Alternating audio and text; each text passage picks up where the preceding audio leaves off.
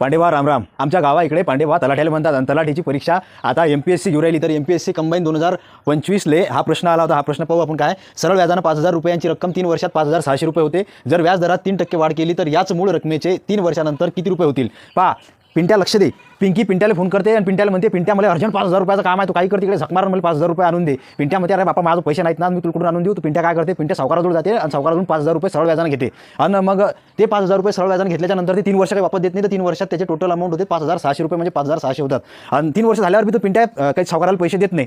मग सावकाराची जिवारी देते. सावकार काय म्हणते की पिंट्या तुम्हाला आता या व्याजदराने पैसे दिले नाहीत, मी आता त्या व्याजदरामध्ये आणखी 3% ॲड करतो, तुला त्याच्यानुसार मला पैसे द्यावे लागतील. तर मग आपल्याला आता काढायचं काय आहे, तर हे 5,000 रुपये जे आहेत ते सरळ व्याजाने दिले होते. त्याची रक्कम जे 5,600 रुपये झाली होती त्या व्याजदरामध्ये आपल्याला 3% व्याजदर ॲड करून आता पिंट्याला ते 5,000 रुपये पिंकीला देणं किती महागात पडले ते आपण काढू. ठीक आहे. आपल्याजवळ काय माहिती आहे, पहिले 5,000ची रक्कम होती. ते 5,000ची रक्कम 3 वर्षामध्ये 5,600 रुपये झाली. तर मग आपण लक्षात घेऊ शकतो की सरळ त्याला किती रुपये शिल्लक देऊ राहिले, 600 रुपये देऊ राहिलो. म्हणजे 600 काय झालं, हे व्याज देऊ राहिला पिंट्या.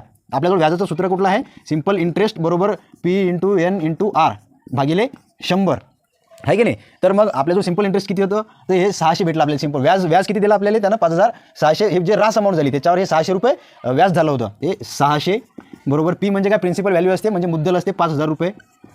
N म्हणजे नंबर ऑफ इयर्स, किती वर्षासाठी झाले होते, 3 वर्षासाठी. हा रेट ऑफ इंटरेस्ट आपल्याला काढायचा आहे. 5,600 रुपये कसे झाले, तर काही ना काही व्याजदर लावला असेल ना, तर तो व्याजदर आपल्याला काढायचा आहे. भागीला 100.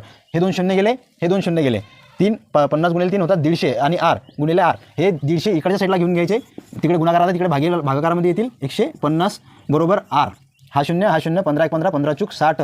म्हणजे आपल्याला या रेट ऑफ इंटरेस्ट भेटला 4%. पहिल्या 3 वर्षासाठी त्यानं किती रेट ऑफ इंटरेस्ट लावला होता, म्हणजे 5,000वर पहिले 3 वर्षात त्यांना रेट ऑफ इंटरेस्ट लावला 4चा, म्हणून 5,600 रुपये त्याला 3 वर्षात देणं होते. पण ते पैसे दिले नाही वापस त्यानं. म्हणून काय केलं, ते रेटमध्ये वाढ केलं, व्याजदरामध्ये ॲड केलं त्यानं, 3%ची वाढ केली. म्हणजे काय केलं, तर आता 4 अधिक 3 म्हणजे आपल्याला या व्याजदरामध्ये या 4मध्ये हे 3 ॲड करून टोटल आता आपला R बरोबर रेट ऑफ इंटरेस्ट किती होईल, 4 + 3 बरोबर 60% ना. आता आपल्याला हे 5,000 रुपयाचं 60% 3 वर्षाची अमाऊंट वापस परत त्याला द्यावी लागेल. मग या रकमेमध्ये आपल्याला पुन्हा तेच P/N/R सिंपल इंटरेस्ट आपल्याला जर का काढायचा असेल तर याच्यामध्ये आपण पुन्हा त्याच संख्या ठेवू.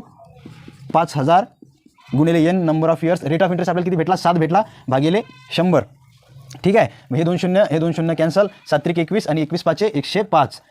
म्हणजे हा इकडे सिंपल इंटरेस्ट आपल्याला नवीन किती भेटला आता, 105 आणि हा राहिलेला 50 वरला 4, म्हणजे सिंपल इंटरेस्ट भेटला आपल्याला 1,050 रुपये. म्हणजे आता 60% व्याजदरानं त्याला पिंट्याले एक्स्ट्राचं व्याज किती द्यावं लागेल, 1,050 रुपये. आणि टोटल रास अमाऊंट त्याला किती रुपये द्यावी लागेल, मग हे 1,050 रुपये आणि हे 5,000 रुपये असे मिळून 5,000 आणि हे 1,050 किती होतात, तर 6,050 रुपये. म्हणजे पिंकीले पिंट्यानं दिले 5,000 रुपये आणि आता पिंट्याला पैसे द्यावे लागतील 6,050 रुपये.